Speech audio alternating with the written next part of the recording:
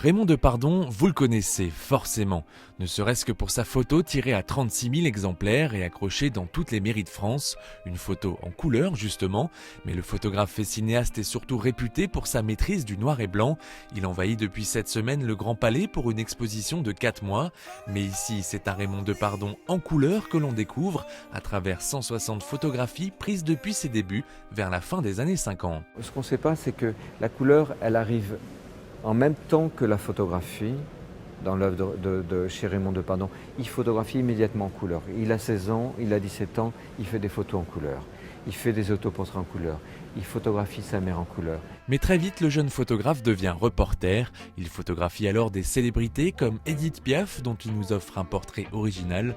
Puis les agences de presse l'envoient dans le monde entier, en Afrique et en Amérique du Sud notamment, deux régions très présentes dans cette exposition. La couleur lui permet alors d'exprimer sa curiosité.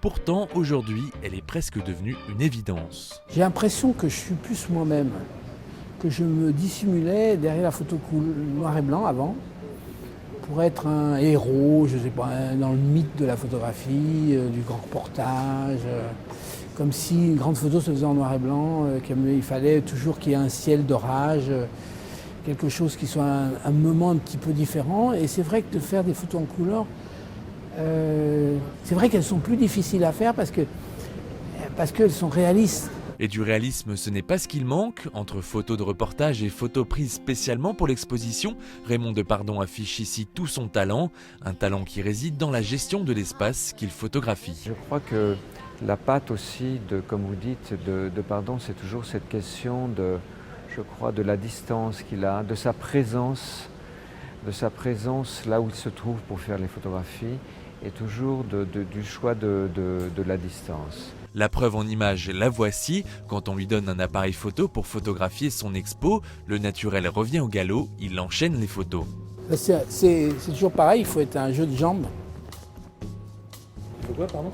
C'est comme à la boxe. Il faut toujours jouer sur le... Ouais, non, mais c'est celle-là qui est la mieux.